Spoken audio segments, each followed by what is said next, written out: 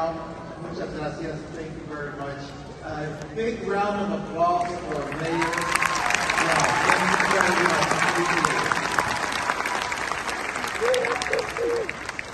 I want to thank Mayor Dana Rao for the privilege that she has given me of being here with you guys. Estar aquí con ustedes.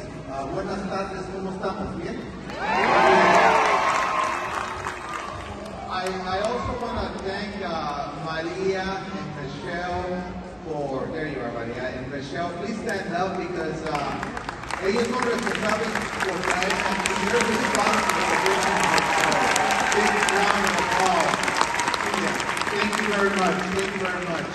And Mayor, again, thank you very much for giving me the key to the city.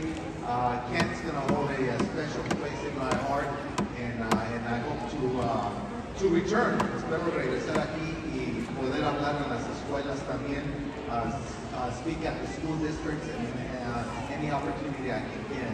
Because I truly believe that education is the great equalizer to everything. And I truly believe that parents need to be involved in the education process throughout the education of their kids. So the fact that you're here is a good sign that you are the type of parent that does get involved.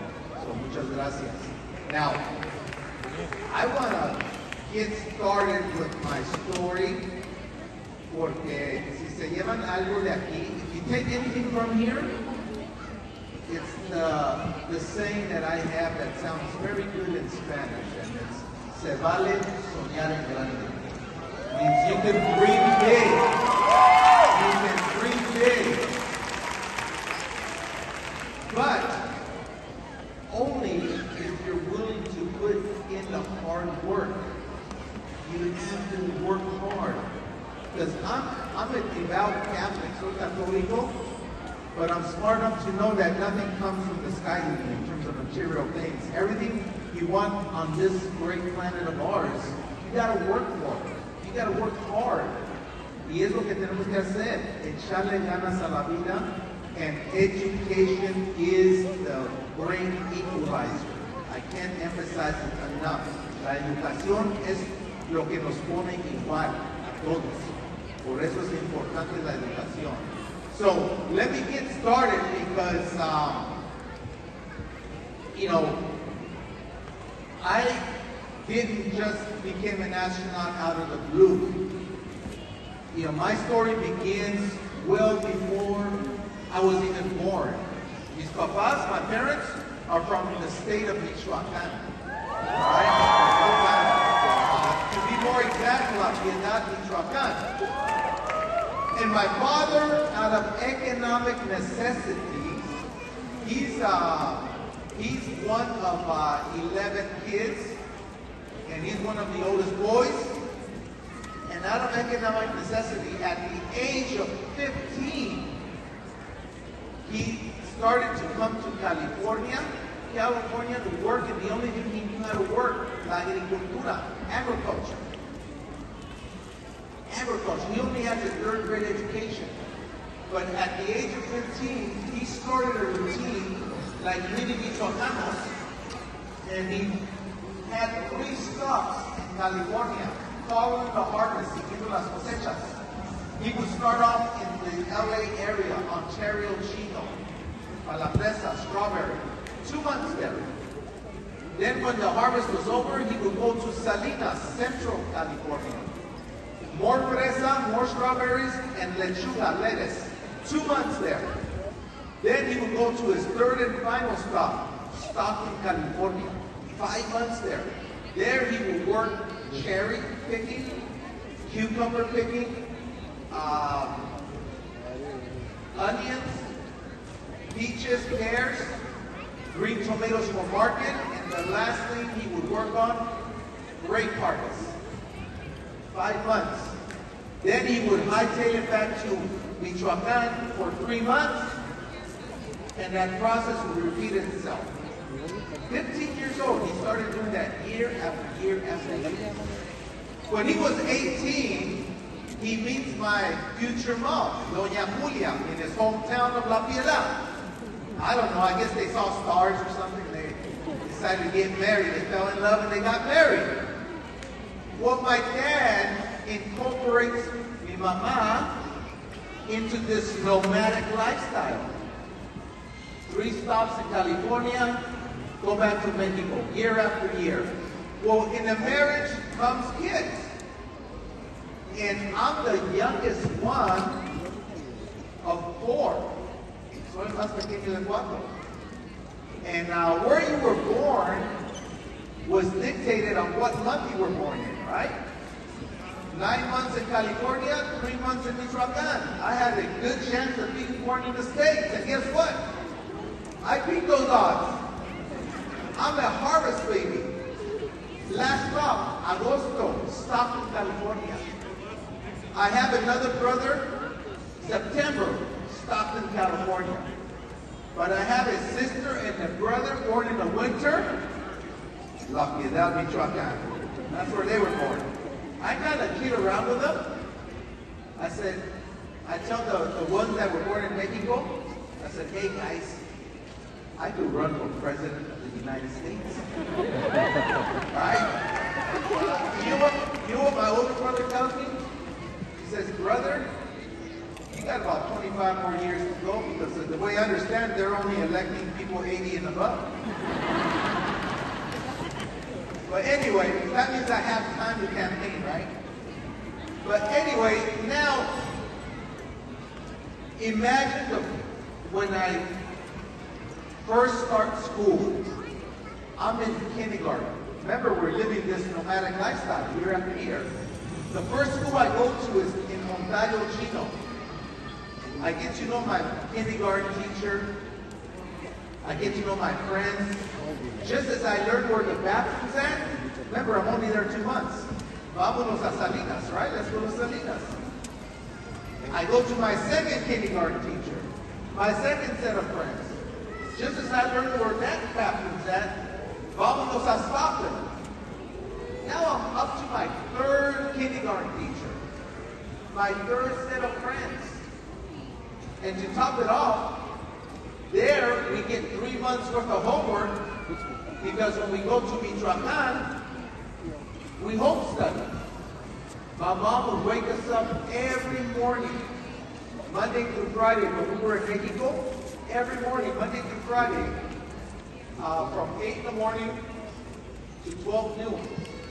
And la cocinita, the kitchen of mi abuela, my grandma, we would get all the hot chocolate you could drink, all the pan bolillo you can eat, but you will do your homework. Stain of chocolate, manchado de chocolate la tarea, but we got it done.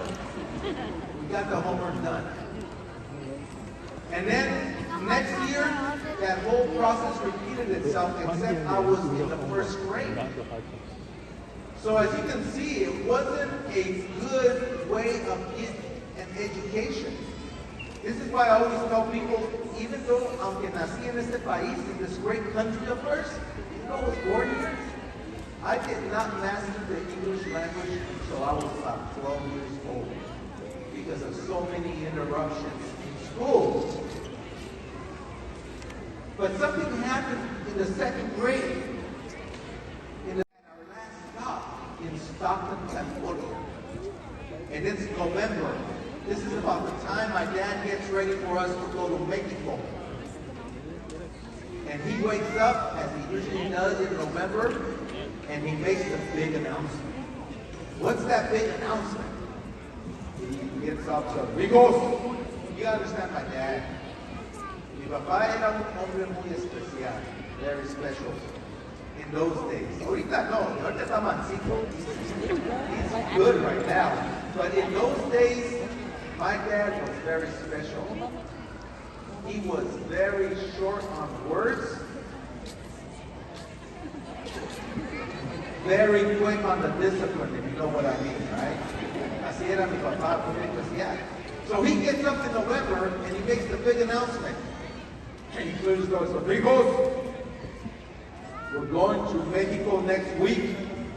Get 3 months worth of homework from your teachers.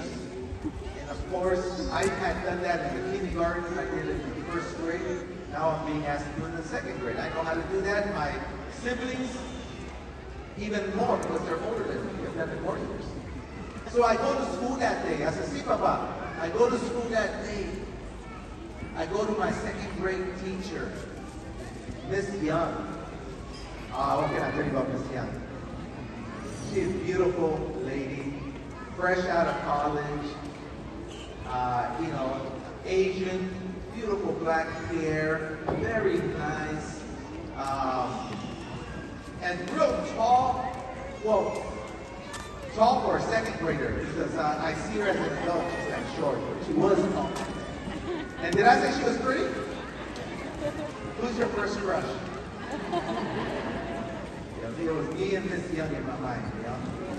But anyway, I go to my class to Miss Young, and I tell her, "Miss Young," she says, "Yes, Jose." She says, I am, my dad said if you would do me a favor and give me 3 months worth of homework because we're going to Mexico next week.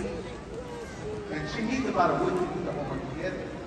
And she looked at me with a frustrated look, and she said, "You tell your parents that I'm going to go over to your house to speak to them today." Man, I got scared. Because for a Latino family, you don't want the teacher to come to your house. Especially with my dad that I have. No. He has to stay. And so, when school was out that day, I usually wait for my siblings, and we walk home together. Not this time, because the hell cheese man, I got to use. As soon as school was out, I said, I got to give a heads up to my parents, so I started running home. I felt like Paul Revere, the teacher's coming, the teacher's coming. I get home, and the first person I run into is Papa. See, my parents work in the fields every day, picking fruits and vegetables, but they always pride themselves in being home before school was out. They were always at home. They would be always at home. And this was no exception. So I opened the door to la salita, the little living room of our house, and the first person I run into was my dad.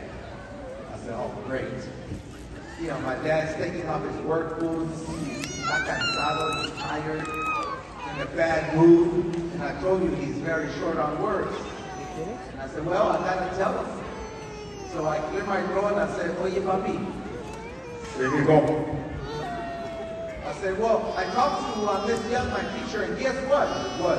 He said, "She said she's gonna be here in about 20 minutes. I think she wants to talk to you about..." No terminé, I did not finish that sentence when my dad got up and he starts taking off his belt. You see, my dad has a different judicial system than the U.S. judicial system. Let me tell you about his system. His system is, he likes to jump to conclusions, throw out the punishment, and then he asks what happened. That's his system. And I was not about to get whipped for something I didn't do. So I started backing up and I started spilling out everything, see what would stick on the wall so he wouldn't whip me. And apparently us going to Mexico was enough to make him doubt. Pero sí me dijo, if it's something bad, si es algo, te va a ir doble de peor. It's going to go twice as bad. I said, "Man, I hope it's not a complaint." Now I got to tell my mom. Where is every mother of the trabaja en el campo, she works in the fields all day? Where is she at? In la cocina, kitchen. Because what's her routine? Her routine was she would hurry up and get home. And you gotta understand my mom, completely opposite of my papa. My dad was the stern disciplinarian one.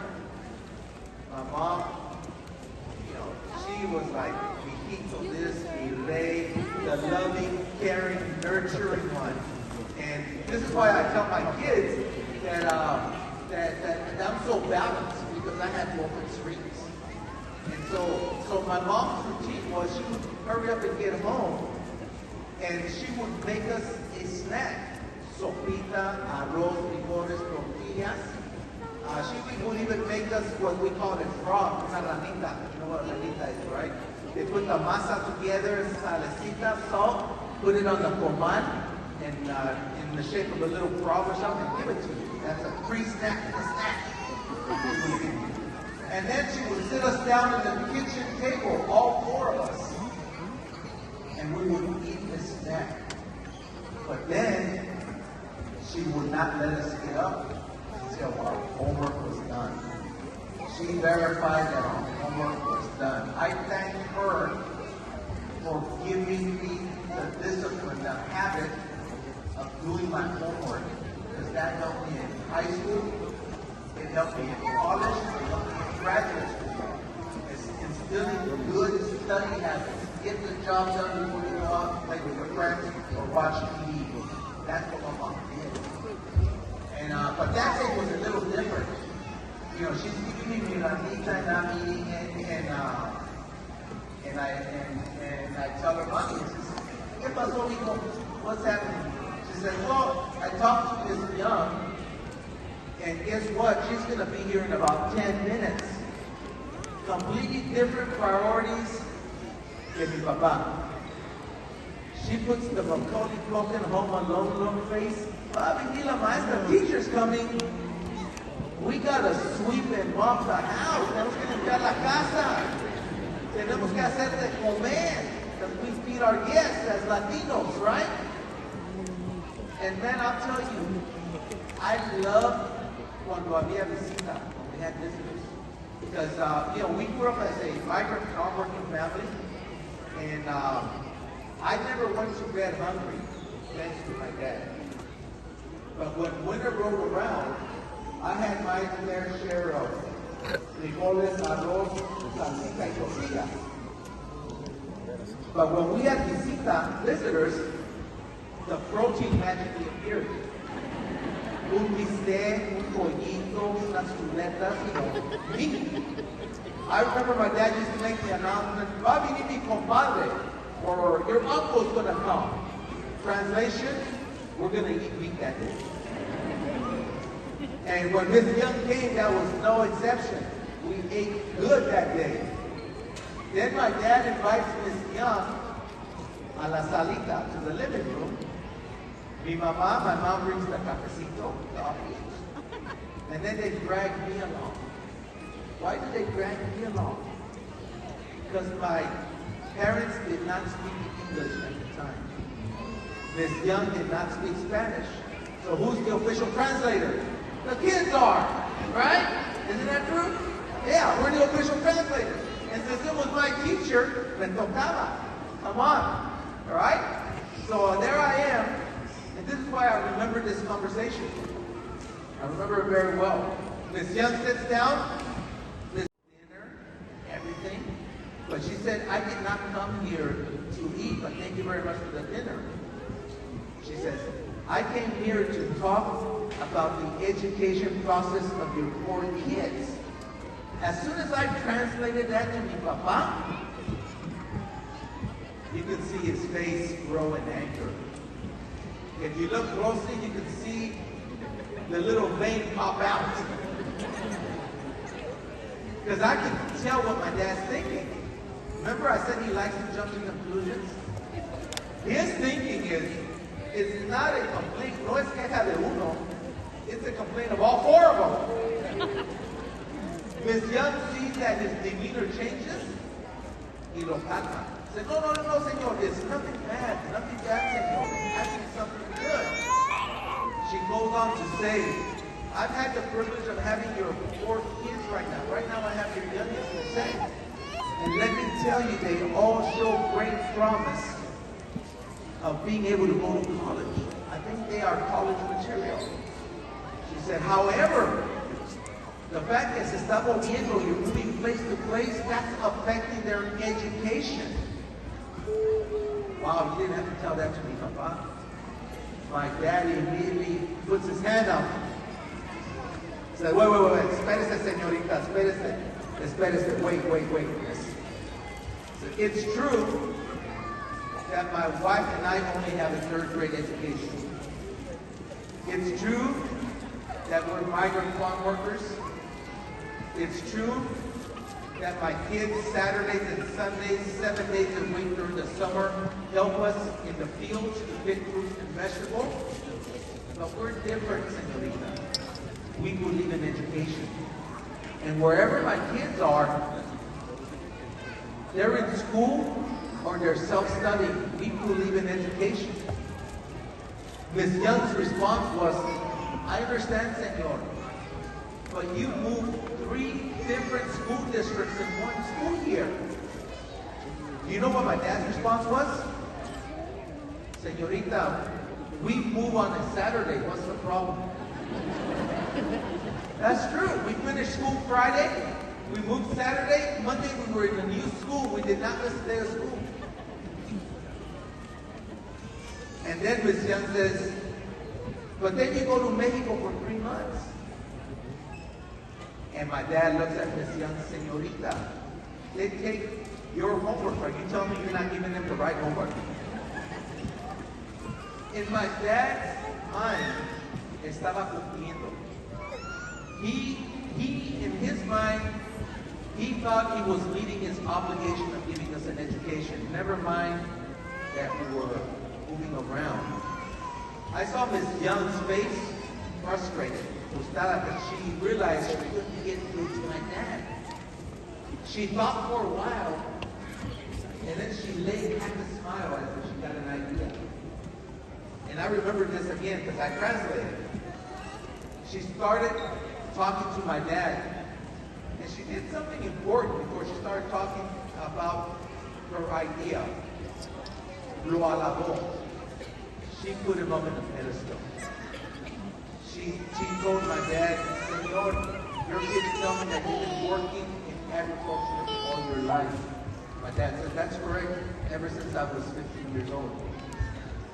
She looks at him and she, with admiration, says, that must make you an expert in agricultural type of problems.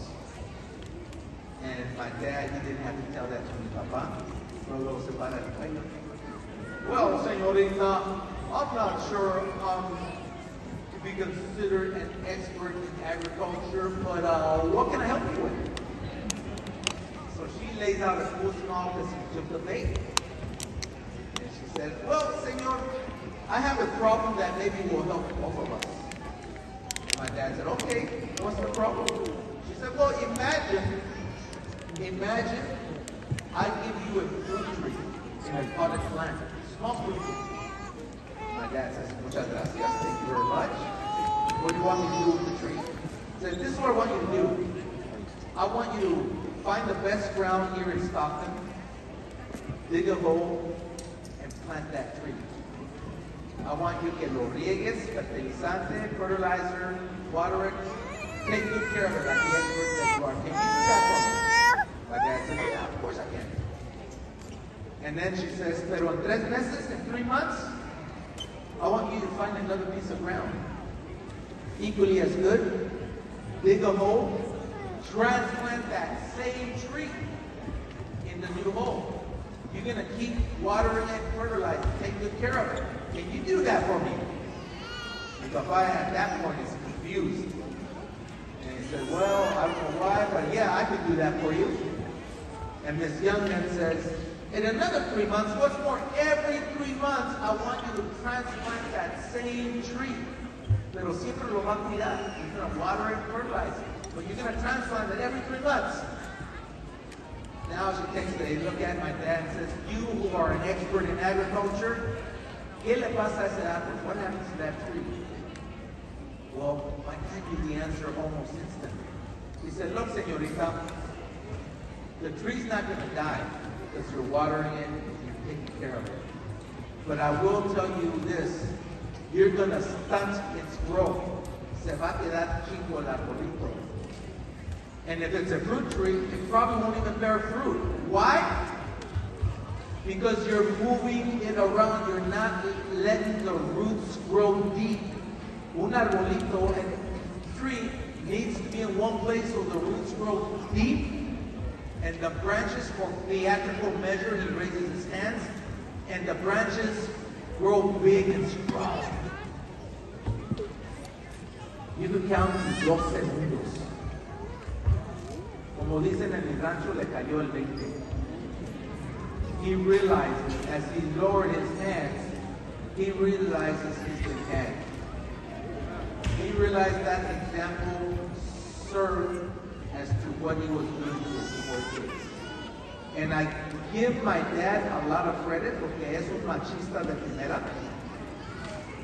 You know, he is a very proud man, but I give him credit because he looked at Miss Young that same instant and said, "Is that what you mean?" Miss Young said, "That's what I mean. I think my job is done." She excused herself, and I'll tell you, that year, aún fuimos a Mexico. We still went to Mexico. But instead of 3 months, 3 weeks centered around Christmas vacation. On our 2.5-day drive from Michoacán to California, we did not stop in Southern California, went straight. We did not stop in Central California, went straight. Our only stop from then on was Stockton, California. That became our home. That's when we began to get traction, learning the English language, learning the materials in school, and doing well in school. Thanks to a second-grade teacher who took the time to come to my house and change the thinking of my parents is what allowed me to get a good education. Now, a lot of people say, okay, Jose, está bien. You're in one place, you're going to school, pero aún eres campesino. You're still a farm worker with limited resources. How in the heck does a kid like you dream to become an astronaut? And I'll tell you, that dream was conceived